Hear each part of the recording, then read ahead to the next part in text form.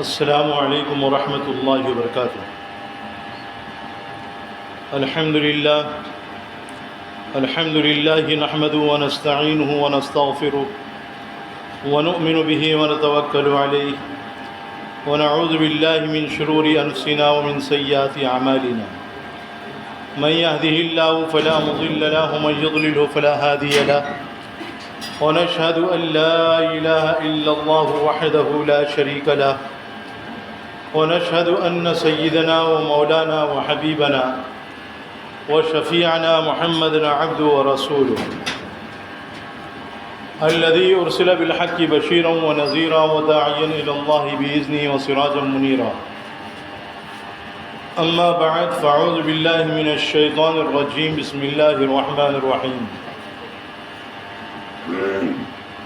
قل يا أيها الناس إني رسول الله إليكم جميعا الذي له ملك السماوات والأرض لا إله إلا هو يحيي ويميت فآمنوا بالله ورسوله النبي الأمي الذي يؤمن بالله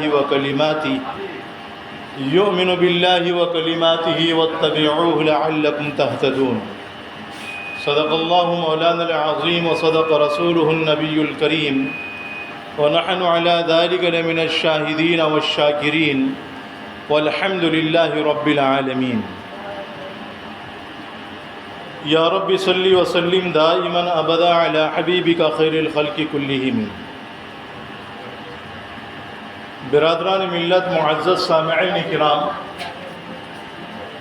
آپ حضرات کے سامنے قرآن کریم کی ایک آیت کریمہ سورۃ الاعراف کی تلاوت کی گئی. اس آیت کریمہ کا ترجمہ یہ ہے: اے محمد صلی اللہ علیہ وسلم کہہ دیجئے، اے لوگو، میں رسول اللہ صلی اللہ علیہ وسلم ہوں، یعنی اللہ کا رسول ہوں، اور اللہ نے مجھ کو تمہاری طرف رسول بنا کر کے بھیجا ہے، جس کی حکومت ہے آسمانوں میں اور زمینوں میں، اور اس کے سوا کسی کی بندگی نہیں ہے. وہی مارتا ہے اور وہی جلاتا ہے، سو ایمان لاؤ اللہ پر اور اس کے بھیجے ہوئے نبی امی پر، جو کہ یقین رکھتا ہے اللہ پر اور اس کے سب کلاموں پر، اور اس کی پیروی کرو تاکہ تم راہ پاؤ، یعنی ہدایت یافتہ ہو جائے. یہ تو آیت کریمہ کا ترجمہ ہوا. اس آیت کریمہ میں اللہ رب العزت نے اسلام کے اصولی مسائل میں سے مسئلہ رسالت کے ایک اہم پہلو کو بیان کیا ہے. ہمارے رسول نبی کریم صلی اللہ علیہ وسلم کی رسالت دنیا کے تمام جن اور بشر کے لیے اور ان میں بھی قیامت تک آنے والی نسلوں کے لیے عام ہے. یہ کسی خاص قبیلے کے لیے یا کسی خاص نسل کے لیے یا کسی خاص قبیلے والے کے لیے نہیں ہے، بلکہ تمام نسلوں کے لیے عام ہے. اس آیت میں رسول کریم صلی اللہ علیہ وسلم کو یہ اعلان کر دینے کا حکم دیا ہے، اور وہ بھی کوئی اعلان خاص نہیں ہے بلکہ اعلان عام کرنے کا حکم دیا ہے کہ آپ لوگوں کو بتلا دے کہ میں تم سب کی طرف رسول بنا کر بھیجا گیا ہوں. میری بعثت اور رسالت پچھلے انبیاء علیہ الصلاۃ والتسلیم کی طرح کسی خاص قوم یا کسی مخصوص خطہ یا کسی خاص وقت کے لیے نہیں ہے، یا کسی خاص علاقے کے لیے یا کسی خاص ملک کے لیے یا کسی خاص ریاست کے لیے یا کسی خاص صوبے کے لیے نہیں ہے یا کسی خاص ملک کے لیے نہیں ہے، بلکہ پوری دنیا کے انسانوں کے لیے، دنیا کے ہر خطے، ہر ملک، ہر آبادی کے لیے، اور موجودہ اور آئندہ نسلوں کے لیے قیامت تک کے واسطے عام ہے. اور انسانوں کے علاوہ جنات بھی اس میں شریک ہیں. یہ نہیں کہ اللہ رب العزت نے صرف نبی اکرم تاجدار مدینہ محمد عربی صلی اللہ علیہ وسلم کو صرف انسانوں کے لیے بھیجا ہے، بلکہ انسانوں کے لیے بھی بھیجا ہے اور جنوں کے لیے بھی بھیجا ہے، جیسا کہ اللہ رب العزت نے سورۃ الجن میں اس کا تذکرہ بیان فرمایا ہے۔ 22ویں پارے کی آیت کریمہ سے بھی معلوم ہوتا ہے، ما کان محمد ابا احد من رجالکم سے، اس لیے آپ پر نبوت ختم ہو چکی ہے۔ جب آپ صلی اللہ علیہ وسلم کی نبوت عام ہے تو آپ پر اللہ رب العزت نے نبوت کو ختم کر دیا ہے، آپ کے بعد میں اب کوئی نبی پیدا نہیں ہونے والا۔ یہی اصلی راز ہے مسئلہ ختم نبوت کا، کیونکہ جب نبی کریم صلی اللہ علیہ وسلم کی نبوت قیامت تک آنے والی سب نسلوں کے لیے عام ہے، تو پھر کسی دوسرے رسول اور نبی کے مبعوث ہونے کی نہ ضرورت ہے نہ گنجائش ہے۔ اور یہی راز ہے امت محمدیہ کی اس خصوصیت کا کہ اس میں ارشاد نبوی کے مطابق ہمیشہ ایک ایسی جماعت قائم رہے گی جو دین میں پیدا ہونے والے سارے فتنوں کا مقابلہ کرے گی، سارے رخنوں کا انسداد کرتی رہے گی، کتاب و سنت کی تعبیر اور تفسیر میں جو غلطیاں رائج ہوگی یہ جماعت ان کو بھی دور کرے گی، اور حق تعالیٰ کی خاص نصرت اور حمایت اس جماعت کو حاصل ہوگی، جس کی وجہ سے یہ جماعت پوری یعنی سب پر غالب رہے گی، پوری انسانیت پر غالب رہے گی، کیونکہ در حقیقت یہ جماعت ہی نبی کریم صلی اللہ علیہ وسلم کے فرائض رسالت کو ادا کرنے میں آپ کی قائم مقام ہوگی۔ اس لیے حضرت ابوبکر صدیق رضی اللہ تعالیٰ عنہ کے زمانے سے دیکھ لو، اور خود نبی کریم صلی اللہ علیہ وسلم کے زمانے میں مسلمہ کذاب پیدا ہوا، اس نے نبوت کا دعویٰ کیا تو حضرت ابوبکر صدیق کے زمانے میں اس کا خاتمہ کیا گیا۔ اسی وجہ سے امام راضی رحمۃ اللہ علیہ نے آیت کونوا مع الصادقین کے تحت میں بیان کیا ہے کہ اس آیت میں یہ اشارہ موجود ہے کہ اس امت میں صادقین کی ایک جماعت ضرور باقی رہے گی، کیونکہ اللہ رب العزت نے لوگوں کو حکم دیا ہے کہ تم صادقین کی صحبت کو اختیار کرو، ان کی معیت کو اختیار کرو، ان کے ساتھ میں رہو۔ اگر صادقین کی جماعت نہ ہوتی تو اللہ رب العزت صادقین کے ساتھ میں رہنے کا حکم بھی نہیں دیتے۔ صادقین کی جماعت باقی رہے گی اور ہمیشہ رہے گی، ہر دور میں رہے گی، اسی لیے اللہ رب العزت نے صادقین کے ساتھ میں، سچوں کے ساتھ میں رہنے کا حکم دیا ہے، ان کی معیت کا حکم دیا ہے۔ اسی سے امام راضی رحمۃ اللہ علیہ نے ہر دور میں اجماع امت کا حجت شرعیہ ہونا ثابت کیا ہے، کیونکہ صادقین کی جماعت کے موجود ہوتے ہوئے کسی غلط بات یا گمراہی پر سب کا اجماع اور اتفاق نہیں ہو سکتا۔ اب دیکھیے، یہ جو آیت کریمہ حضرات کے سامنے تلاوت کی گئی تھی، اس آیت کریمہ میں اللہ رب العزت نے نبی کریم صلی اللہ علیہ وسلم کی رسالت کو واضح طور پر بیان فرما دیا۔ جب آپ کی رسالت عام ہے تو آپ پر جو ہے نبوت کا سلسلہ ختم ہو چکا ہے، کیونکہ آپ سے پہلے جتنے بھی نبی آئے، جتنے بھی پیغمبر آئے، ان کی رسالت تمام انسانوں کے لیے، تمام ملکوں کے لیے، تمام صوبوں کے لیے عام نہیں تھی، یا تمام جنوں کے لیے عام نہیں تھی، لیکن نبی کریم صلی اللہ علیہ وسلم کی رسالت اور نبوت قیامت تک کے آنے والی نسلوں کے لیے، چاہے وہ نسل انسان سے تعلق رکھتی ہو، چاہے وہ نسل جنوں سے تعلق رکھتی ہو، تا قیامت آپ کی نبوت باقی رہے گی اور آپ کی رسالت باقی رہے گی۔ اسی کو اللہ رب العزت نے اس آیت کریمہ میں قل یا ایھا الناس انی رسول اللہ الیکم میں بیان فرمایا۔ دیکھو، سب سے پہلے تو جو ہے نا، ہمیں اس چیز کا علم ہونا ضروری ہے۔ اصل میں کیا ہے، ہم لوگ علم حاصل نہیں کرتے، تو علم کے نہ ہونے کی وجہ سے بہت ساری جہالت جمع ہو جاتی ہے، اور جب جہالت آتی ہے تو آدمی جو ہے نا مداہنت اختیار کرنے لگتا ہے، چاپلوسی اختیار کرنے لگتا ہے، اور خصوصاً غلط لوگوں کے راستے پر چلنا شروع کر دیتا ہے، اور ان کے ہاں میں ہاں ملانا شروع کر دیتا ہے۔ اس وجہ سے جو علم دین کا ہونا ہر مسلمان کے لیے ضروری ہے، بقدر ضرورت ہر مسلمان کے لیے، چاہے وہ مسلمان مرد ہو یا عورت ہو، ہر مسلمان کے لیے ضروری ہے۔ اور اس بات کو یاد رکھو کہ علم کی دو قسمیں ہیں، علم کی ایک قسم تصور ہے اور دوسری قسم تصدیق ہے۔ تصور کس کو کہتے ہیں؟ بھائی جیسے جو ہے نا ہم نے آگ بند کر دی، پہلے تو ہم نے جو ہے نا کسی چیز کو دیکھ لیا، دیکھنے کے بعد میں جو ہے نا پھر ہم نے آگ بند کر دی، پھر ہم نے اس چیز کو جو ہے نا دماغ میں سوچنا شروع کیا، اب اس چیز کا نقشہ جو ہے ہمارے ذہن میں آ گیا، دل و دماغ میں آ گیا، اس چیز کا نام تصور ہے، اس کا خیال آنا، اس کا نام تصور ہے۔ تو ایک ہے تصور، جب تصور کو دوسروں تک پہنچانا ہو تو اس کی تعریف کرنی پڑتی ہے، اور جب تصدیق پہنچانی ہو تو اس کے لیے دلیل دینی پڑتی ہے۔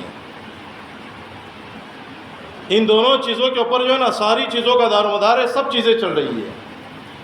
اور ایک بات یاد رکھو کہ اگر کسی چیز کی تعریف پیش کرنی ہو تو تعریف ہمیشہ جامع اور مانع ہونا چاہیے، تعریف کے اندر جامعیت ہونی چاہیے، کیونکہ تعریف ہمیشہ جب جامع اور مانع ہوتی ہے تو آدھا علم تعریف میں ہوتا ہے اور آدھا علم دلیل میں ہوتا ہے۔ جب آدھا علم تعریف میں ہوتا ہے اور آدھا علم دلیل میں ہوتا ہے تو مکمل علم ہو جاتا ہے، تعریف مکمل ہو جاتی ہے۔ یہی وجہ ہے کہ اہل منطق، مناطقہ حضرات انسان کی جب تعریف کرتے ہیں تو حیوان ناطق سے تعریف کرتے ہیں۔ حیوان ایک جنس ہے، میں نے حیوان کہہ دیا تو حیوان میں انسان بھی آ گیا، حیوان میں گدھا بھی آ گیا، حیوان میں گھوڑا بھی آ گیا، حیوان میں کتا بھی آ گیا، حیوان میں جو ہے نا ہر مخلوق آ گئی، ہر جاندار آ گیا۔ لیکن جیسے میں نے حیوان کے ساتھ میں ناطق لگا دیا تو اب ناطق لگانے کی وجہ سے یہ حیوان ناطق ہو گیا اور یہ انسان کے لیے خاص ہو گیا۔ اب آپ یہ نہیں کہہ سکتے کہ حیوان ناطق کتے کو کہا جاتا ہے یا گدھے کو کہا جاتا ہے یا گھوڑے کو کہا جاتا ہے یا شیر کو کہا جاتا ہے یا ہاتھی کو کہا جاتا ہے یا زیبرے کو کہا جاتا ہے یا کسی اور چار پیر والے جانور کو کہا جاتا ہے، بلکہ حیوان ناطق یہ صرف انسان کے لیے استعمال ہوتا ہے۔ تو حیوان ناطق سے یہ بات سمجھ میں آتی ہے کہ انسان گفتگو کرنے والا ایک جاندار ہے، ایک اللہ کی مخلوق ہے، کہ حیوان جنس ہے، جنس سے جامعیت پیدا ہوتی ہے، اور ناطق یہ جو ہے نا فصل ہے اور فصل سے مانعیت آتی ہے۔ تو جب حیوان ناطق کہہ دیا تو جامعیت اور مانعیت دونوں آ گئی، اور انسان کے لیے حیوان ناطق کہنے کے بعد میں مکمل تعریف آ گئی۔ تو اس لیے جب کسی چیز کی تعریف کرنی ہو تو ایسی تعریف کرو کہ جو جامع اور مانع ہو۔ اس لیے علماء کرام بیان فرماتے ہیں اہل باطل اگر کسی چیز کی تعریف کریں گے تو وہ کبھی جو ہے جامع اور مانع تعریف نہیں کر سکتے ہیں۔ اگر آپ جو ہے نا اہل باطل سے تراویح کی تعریف پوچھو تو آپ کو جو ہے نا تراویح کی مکمل تعریف نہیں بتا سکتے۔ اور ایک بات یاد رکھو کہ آدمی کو جو یقین حاصل ہوتا ہے وہ یقین دو چیزوں کے ذریعے سے حاصل ہوتا ہے۔ ایک یقین حاصل ہونے کا ذریعہ مشاہدہ ہے کہ آدمی نے دیوار کو دیکھ لیا، دیکھنے کے بعد میں یقین ہو گیا کہ بھائی یہ دیوار ایسی ہے کہ اس پر ٹائلز لگے ہوئے ہیں، یہ دیوار ایسی ہے کہ یہ دیوار جو ہے اینٹوں سے اور سیمنٹ سے اور ٹائل سے مل کر کے بنی ہوئی ہے۔ آپ نے مشاہدہ کر لیا کہ بھائی فلاں آدمی جو ہے سامنے بیٹھا ہوا ہے، آپ کو یقین ہو گیا۔ ایک تو یقین کے حاصل ہونے کا ذریعہ مشاہدہ ہے، اور دوسرے یقین کے حاصل ہونے کا ذریعہ خبر تواتر ہے۔ لگاتار طریقے سے جو خبر ہم تک پہنچتی ہے اس کے ذریعے سے بھی علم یقین حاصل ہوتا ہے۔ اب ایک بات یاد رکھو کہ یقین کسے کہتے ہیں؟ علامہ علی حیدر رحمۃ اللہ علیہ، ان کے کتاب ہے درر الحکام،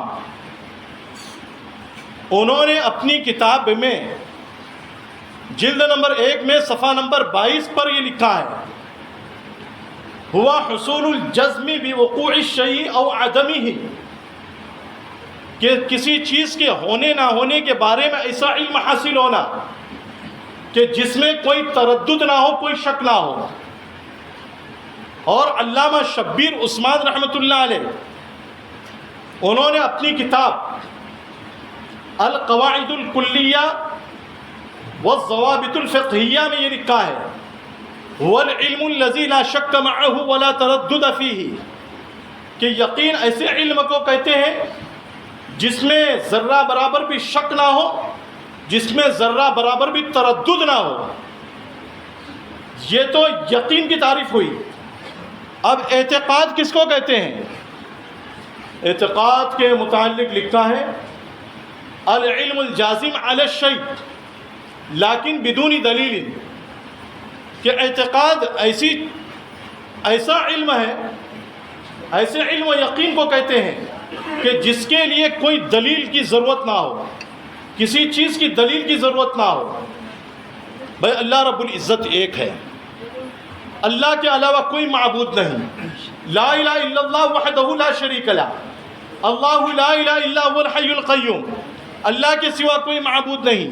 ایاک نعبد و ایاک نستعین، اے اللہ ہم تیری عبادت کرتے ہیں، دلیل دینے کی کوئی ضرورت نہیں۔ ہمارا عقیدہ ہے کہ اللہ کی ذات ایک ہی ہے، 50 دلیل دے دو دلیلیں ختم ہو جائے گی، لیکن جو ہے آپ اس نتیجے پر نہیں پہنچ سکتے ہو کہ آپ کے اندر وہ یقین آ جائے، لہٰذا آپ کو بغیر دلیل کے یہ کہنا پڑے گا، یہ یقین رکھنا پڑے گا، یہ عقیدہ رکھنا پڑے گا کہ اللہ کی ذات صرف ایک ہی ذات ہے، اللہ لا الہ الا هو الحی القیوم۔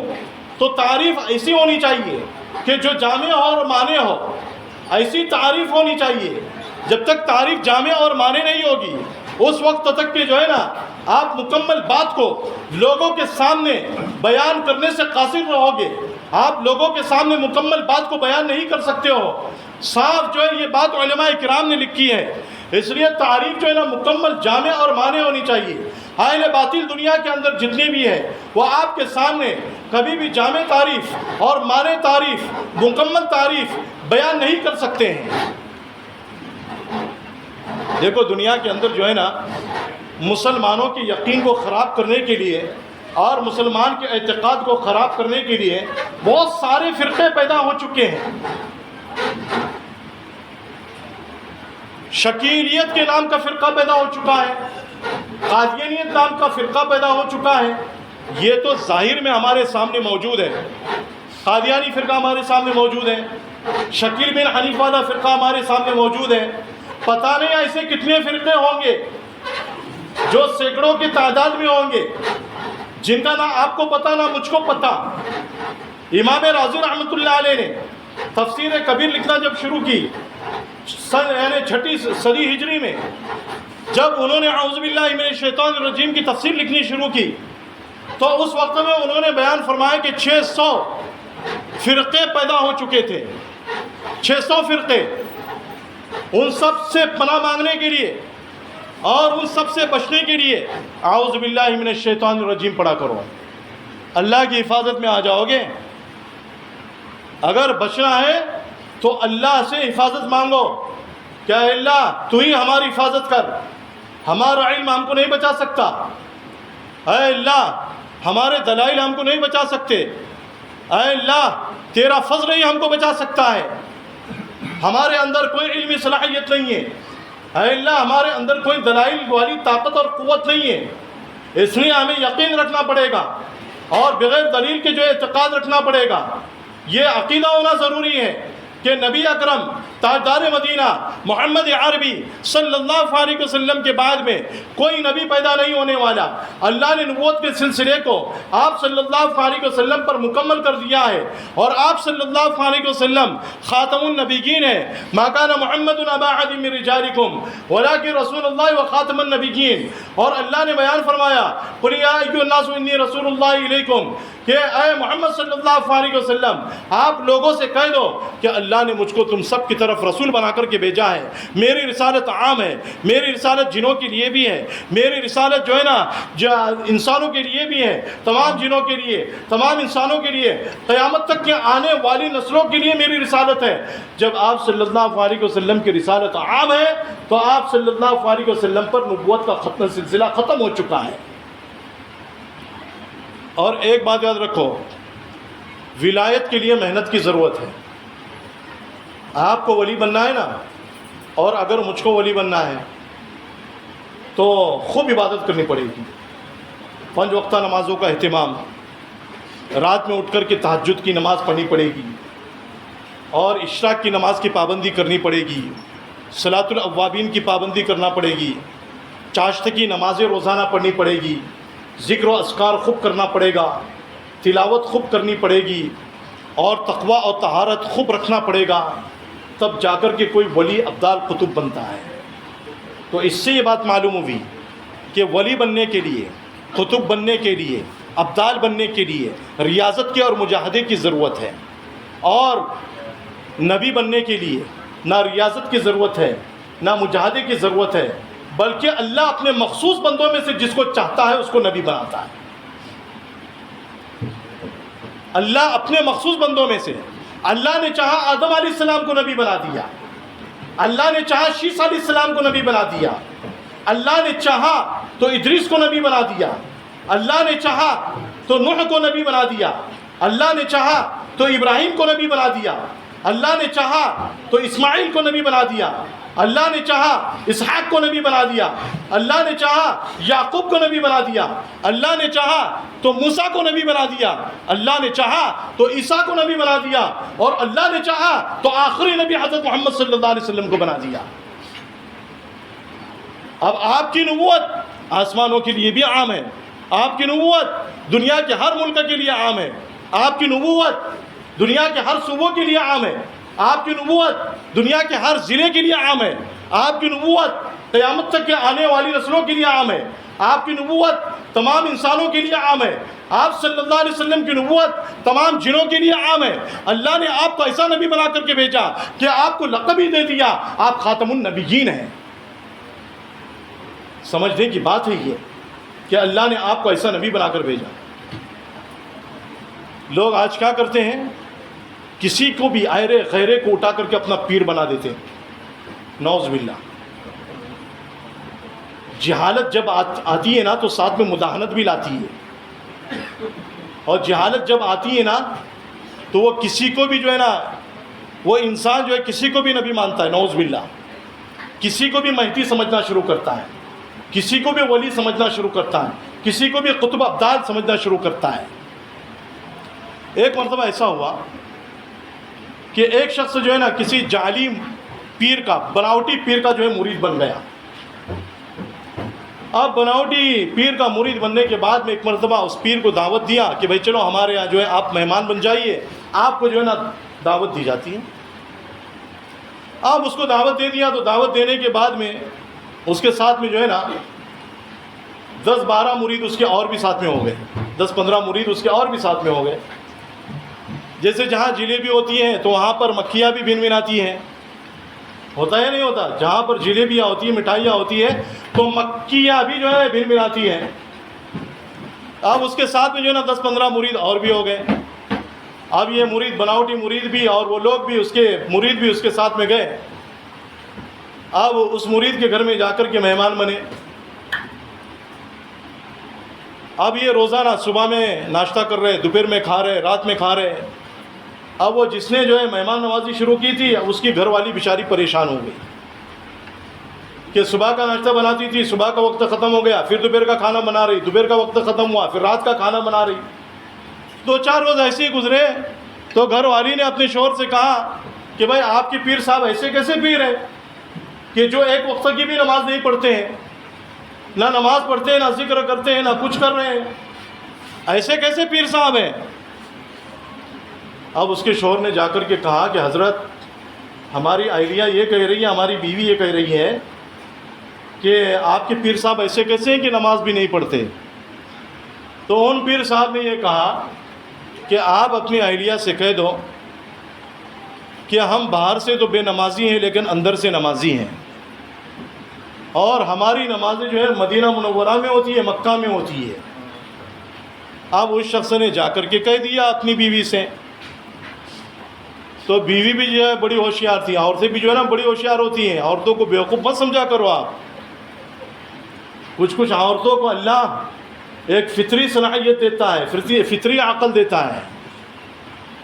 تو اس نے کہا کہ ایک کام کرو، آپ اپنے پیر صاحب سے کہنا کہ آج دوپہر کا کھانا بھی مدینہ میں جا کر کے کھائیں، اور مدینہ سے آتے آتے جو ہے نا کچھ کھانا ساتھ میں تبرک کے طور پر ہمارے لیے بھی لے کر کے آئے. اب اس نے جا کر کے کہہ دیا. اب کہنے کے بعد میں جو ہے پیر صاحب نے سمجھنا شروع کیا کہ بھائی اس کا اعتماد جو ہے نا، اس کی بیوی کا اعتماد ہمارے اوپر سے اٹھتا جا رہا ہے، اب کوئی کرامت بتلانی چاہیے. اب کرامت کیسی ہو؟ اب اس نے جو ہے اپنے کچھ مریدین سے کہا کہ ایک کام کرو، فلاں جگہ جاؤ، یہاں سے 18 کلومیٹر دوری پر، وہاں جا کر کے آگ لگاؤ اور فلاں وقت میں لگانا. تو اس وقت میں جو ہے میں یہاں سے پانی لے کر کے ایسا چھڑکوں گا اور آگ کو تم بجھا بھی دینا، تاکہ یہ میرے مرید کی بیوی جو ہے یہ سمجھنے لگے کہ ہاں یہ جو ہے حقیقت میں پہنچا ہوا پیر ہے. اب اس کے کچھ لوگ جو ہے گئے وہاں جا کر کے آگ جلائی. اب اس نے یہاں پانی منگایا بالٹی میں اور یہاں سے چھڑکنے لگا. لوگوں نے پوچھا بھائی کیوں پانی چھڑک رہے ہیں؟ تو کہا کہ بھائی فلاں جگہ پر جو ہے نا آگ لگی تھی، اس کو میں یہاں سے بجھا رہا تھا. اگر آپ کو یقین نہیں آتا تو آپ جا کر کے دیکھ لو. لوگوں نے جو ہے یہاں سے جا کر کے دیکھا تو واقعتاً وہاں پر آگ لگی ہوئی تھی اور یہاں سے جو اس نے بجھایا تھا. لوگ سمجھے کہ بھائی واقعتاً یہ تو بڑا اللہ والا آدمی تو پہنچا ہوا ہے. اب اتفاقاً ایسا ہوا کہ رات میں کھانے کا وقت ہوا تو اس شخص کی بیوی نے رات کا کھانا دیا. تو پلیٹ میں سب سے پہلے جو ہے شکر ڈالی، شکر کے اوپر جو ہے گھی ڈالی، گھی کے اوپر چاول ڈال دیا، سوکھا چاول اوپر سے نظر آ رہا تھا. آپ کھانے کے لیے کھانا دے دیا. پیر صاحب کہنے لگے کہ بھائی سوکھا چاول دیا آپ نے کھانے کے لیے، جو ہے اس کے اوپر جو ہے نہ شکر ڈالی گئی ہے نہ گھی ڈالا گیا، ایسے ہی دے دیا، شکر منگاؤ. اب اس عورت کا شوہر جو ہے اپنی بیوی کے پاس میں گیا اور جا کر کے کہنے لگا کہ تو نے تو شکر بھی نہیں دی، گھی بھی نہیں دیا، اور ایسے سوکھا چاول دے دیا، ایسی کیسی ہے؟ کہا کہ نہیں میں نے شکر بھی دیا ہے ساتھ میں.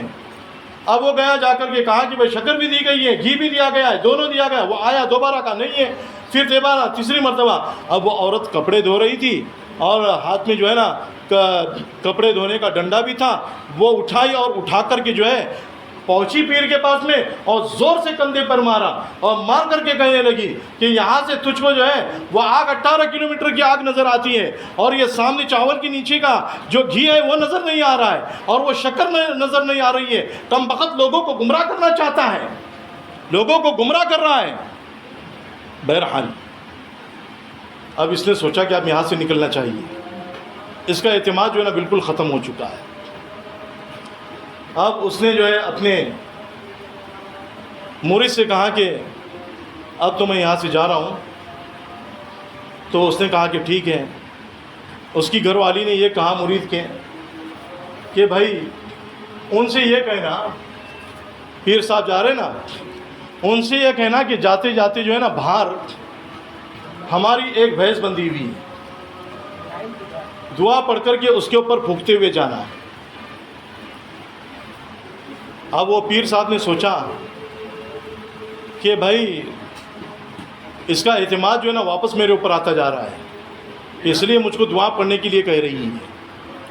تو بہرحال اب جو دروازے سے باہر نکلا تو نکلنے کے بعد میں دیکھا کہ میں باہر تو بھینس نہیں تھی، گدھا بندھا ہوا تھا۔ بھینس تو نہیں تھی بلکہ کون تھا؟ گدھا تھا۔ اب وہ پیر صاحب نے جو ہے اس پیر کے بچے سے یہ کہا کہ بھائی اپنی ماں سے کہو جا کر کے باہر بھینس نہیں ہے، گدھا بندھا ہوا ہے۔ تو بچے نے یہ کہا کہ میری ماں یہی تو کہہ رہی تھی، میری ماں یہی کہہ رہی تھی کہ تم ایسے کیسے جو ہے نا پیر ہو۔ وہ بچہ کہنے لگا کہ یہ جو گدھا ہے نا، گدھا یہ باہر سے گدھا ہے اور اندر سے بھینس ہے۔ کیا کہا؟ یہ باہر سے گدھا ہے اندر سے بھینس ہے۔ تو وہ کہنے لگا کہ ایسے کیسے ہو سکتا ہے کہ باہر سے گدھا اندر سے بھینس؟ تو وہ بچہ بڑا ہوشیار تھا، اس نے کہا کہ میری ماں بھی تو یہ کہہ رہی تھی کہ تم اندر سے نمازی اور باہر سے بے نمازی کیسے ہو سکتے ہو؟ اب اس کی ہوا خراب ہوئی۔ تو اس طریقے سے لوگوں کو گمراہ کیا جاتا ہے، لوگوں کو جو ہے نا اس طریقے سے گمراہی کے گڑھے میں ڈالا جاتا ہے۔ آج ہم سوچتے نہیں، سمجھتے نہیں، کسی کو بھی جو ہے ہم مہدی سمجھنے لگتے ہیں، کسی کو بھی ہم نعوذ باللہ یعنی نبی سمجھنے لگتے ہیں۔ ہمارا ایک بہت بڑا طبقہ، نوجوانوں کا طبقہ، پڑھا لکھا طبقہ، سمجھدار طبقہ، جو شکیل بن حنیف کو مہدی سمجھنے لگا ہے، جو شکیل بن حنیف کو مہدی سمجھتا ہے، ساتھ میں نعوذ باللہ نبی بھی سمجھتا ہے۔ حالانکہ اللہ رب العزت نے قرآن کریم میں صاف بیان فرما دیا، ما کان محمد ابا احد من رجالکم ولکن رسول اللہ وخاتم النبیین وکان اللہ بکل شیء علیما۔ ایک روایت ہے جس کو حضرت ابو ہریرہ رضی اللہ تعالیٰ عنہ نے نبی کریم صلی اللہ علیہ وسلم سے نقل کیا ہے۔ روایت کون سی ہے؟ روایت یہ ہے جو بخاری میں بھی موجود ہے، مسلم میں بھی موجود ہے، ابن ماجہ میں بھی موجود ہے، ابن حبان میں بھی موجود ہے، اور ساتھ میں مسند احمد ابن حنبل میں بھی موجود ہے، اور مسند ابو عوانہ میں بھی موجود ہے۔ حضرت ابو حازم کہتے ہیں کہ میں نے حضرت ابو ہریرہ رضی اللہ تعالیٰ عنہ کی 5 سال تک خدمت کی، ان کے صحبت میں رہا۔ حضرت ابو ہریرہ رضی اللہ تعالیٰ عنہ سے میں نے یہ حدیث سنی ہے، کانت بنو اسرائیل تسوسهم الانبیاء، بنی اسرائیل کی قیادت اور سیاست ان کے انبیاء کیا کرتے تھے۔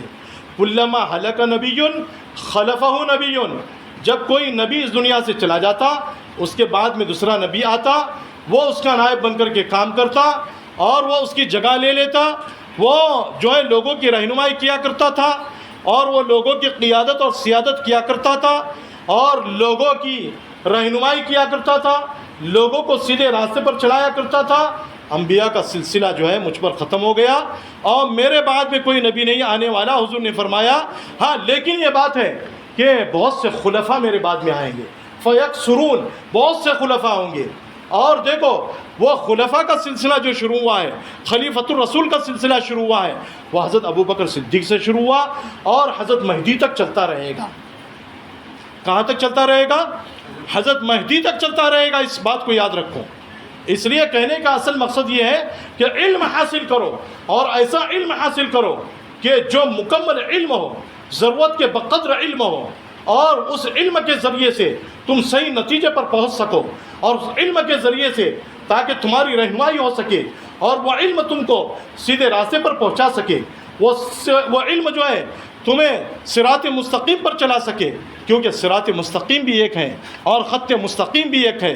جو خط مستقیم کو چھوڑ کر صراط مستقیم پر چلنا چاہے گا تو وہ صراط مستقیم پر نہیں چلے گا، وہ غلط راستے پر چلے گا، اور جب غلط راستے پر چلے گا تو وہ آدمی گمراہ ہوگا، اور جو آدمی گمراہ ہوگا وہ جنت میں نہیں جائے گا بلکہ وہ آدمی جہنم میں جائے گا، اور جو جہنم میں جائے گا اب پتہ نہیں اللہ اس کے ساتھ میں کیسا معاملہ فرمائیں گے اور کیسے کیسے عذاب اس کے ساتھ میں ہوتے رہیں گے اور کیسا کیسا عذاب اس کے اوپر ہوتا رہے گا۔ اللہ رب العزت سے دعا ہے کہ اللہ رب العزت آپ کو بھی اور مجھ کو بھی کہنے اور سننے سے زیادہ عمل کرنے کی توفیق نصیب فرمائے۔ اللہ رب العزت ہم لوگوں کو ہم سب کو اپنا اپنا یقین اور عقیدہ مضبوط کرنے کی توفیق نصیب فرمائے۔ وآخر دعوانا الحمد للہ رب العالمین۔